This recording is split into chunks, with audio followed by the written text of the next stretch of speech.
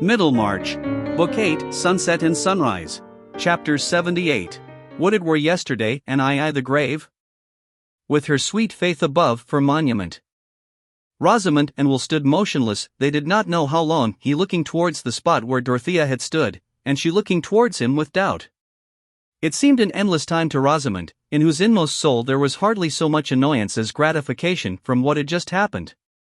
Shallow natures dream of an easy sway over the emotions of others, trusting implicitly in their own petty magic to turn the deepest streams, and confident, by pretty gestures and remarks, of making the thing that is not as though it were. She knew that Will had received a severe blow, but she had been little used to imagining other people's states of mind except as a material cut into shape by her own wishes, and she believed in her own power to soothe or subdue. Even Tertius, that most perverse of men, was always subdued in the long run. Events had been obstinate, but still Rosamond would have said now, as she did before her marriage, that she never gave up what she had set her mind on. She put out her arm and laid the tips of her fingers on Will's coat sleeve. "Don't touch me," he said, with an utterance like the cut of a lash, darting from her, and changing from pink to white and back again, as if his whole frame were tingling with the pain of the sting. He wheeled round to the other side of the room and stood opposite to her, with the tips of his fingers in his pockets and his head thrown back, looking fiercely not at Rosamond but at a point a few inches away from her. She was keenly offended, but the signs she made of this were such as only Lydgate was used to interpret. She became suddenly quiet and seated herself, untying her hanging bonnet and laying it down with her shawl. Her little hands, which she folded before her, were very cold. It would have been safer for Will in the first instance to have taken up his hat and gone away, but he had felt no impulse to do this. On the contrary, he had a horrible inclination to stay and shatter Rosamond with his anger. It seemed as impossible to bear the fatality she had drawn down on him without venting his fury as it would be to a panther to bear the javelin wound without springing and biting. And yet, how could he tell a woman that he was ready to curse her? He was fuming under a repressive law which he was forced to acknowledge. He was dangerously poised, and Rosamond's voice now brought the decisive vibration. In flute-like tones of sarcasm she said, "You can easily go after Mrs. Casaubon and explain your preference." "Go after her," he burst out, with a sharp edge in his voice. "Do you think she would turn to look at me, or value any word I ever uttered to her again at more than a dirty feather? Explain." "How can a man explain at the expense of a woman?" "You can tell her what you please," said Rosamond with more tremor. "Do you suppose she would like me better for sacrificing you? She is not a woman to be flattered, because I made myself despicable, to believe that I must be true to her because I was a dastard to you." He began to move about with the restlessness of a wild animal that sees prey but cannot reach it. Presently he burst out again. "I had no hope before, not much of anything better to come. But I had one certainty, that she believed in me. Whatever people had said or done about me, she believed in me. That's gone. She'll never again think me anything but a paltry pretense, too nice to take heaven except upon flattering conditions, and yet selling myself for any devil's change by the sly.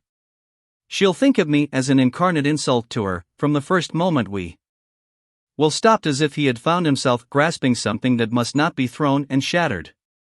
He found another vent for his rage by snatching up Rosamond's words again, as if they were reptiles to be throttled and flung off. "Explain. Tell a man to explain how he dropped into hell. Explain my preference. I never had a preference for her, any more than I have a preference for breathing. No other woman exists by the side of her. I would rather touch her hand if it were dead, than I would touch any other woman's living."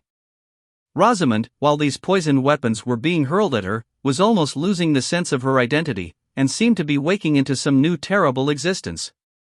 She had no sense of chill resolute repulsion, of reticent self-justification such as she had known under Lydgate's most stormy displeasure. All her sensibility was turned into a bewildering novelty of pain. She felt a new terrified recoil under a lash never experienced before. What another nature felt in opposition to her own was being burnt and bitten into her consciousness. When Will had ceased to speak she had become an image of sick and misery. Her lips were pale, and her eyes had a tearless dismay in them. If it had been Tertius who stood opposite to her, that look of misery would have been a pang to him, and he would have sunk by her side to comfort her, with that strong-armed comfort which she had often held very cheap. Let it be forgiven to Will that he had no such movement of pity. He had felt no bond beforehand to this woman who had spoiled the ideal treasure of his life, and he held himself blameless. He knew that he was cruel, but he had no relenting in him yet. After he had done speaking, he still moved about, half in absence of mind, and Rosamond sat perfectly still. At length Will, seeming to bethink himself, took up his hat, yet stood some moments irresolute. He had spoken to her in a way that made a phrase of common politeness difficult to utter, and yet, now that he had come to the point of going away from her without further speech, he shrank from it as a brutality. He felt checked and stultified in his anger. He walked towards the mantelpiece and leaned his arm on it, and waited in silence for he hardly knew what. The vindictive fire was still burning in him, and he could utter no word of retractation, but it was nevertheless in his mind that having come back to this hearth where he had enjoyed a caressing friendship, he had found calamity seated there. He had suddenly revealed to him a trouble that lay outside the home as well as within it. And what seemed a foreboding was pressing upon him as with slow pincers, that his life might come to be enslaved by this helpless woman who had thrown herself upon him in the dreary sadness of her heart. But he was in gloomy rebellion against the fact that his quick apprehensiveness foreshadowed to him, and when his eyes fell on Rosamond's blighted face it seemed to him that he was the more pitiable of the two, for pain must enter into its glorified life of memory before it can turn into compassion. And so they remained for many minutes, opposite each other, far apart, in silence, Will's face still possessed by a mute rage, and Rosamond's by a mute misery. The poor thing had no force to fling out any passion in return. The terrible collapse of the illusion towards which all her hope had been strained was a stroke which had too thoroughly shaken her. Her little world was in ruins, and she felt herself tottering in the midst as a lonely, bewildered consciousness. Will wished that she would speak and bring some mitigating shadow across his own cruel speech, which seemed to stand staring at them both in mockery of any attempt at revived fellowship. But she said nothing, and at last, with a desperate effort over himself, he asked, "Shall I come in and see Lydgate this evening?" "If you like," Rosamond answered, just audibly. And then Will went out of the house, Martha never knowing that he had been in. After he was gone, Rosamond tried to get up from her seat, but fell back fainting. When she came to herself again, she felt too ill to make the exertion of rising to ring the bell, and she remained helpless until the girl, surprised at her long absence, thought for the first time of looking for her in all the downstairs rooms. Rosamond said that she had felt suddenly sick and faint, and wanted to be helped upstairs. When there she threw herself on the bed with her clothes on, and lay in apparent torpor, as she had done once before on a memorable day of grief. Lydgate came home earlier than he had expected, about 5:30, and found her there. The perception that she was ill threw every other thought into the background. When he felt her pulse, her eyes rested on him with more persistence than they had done for a long while, as if she felt some content that he was there. He perceived the difference in a moment, and seating himself by her put his arm gently under her, and bending over her said, "My poor Rosamond, has something agitated you?" Clinging to him she fell into hysterical sobbings and cries, and for the next hour he did nothing but soothe and tend her.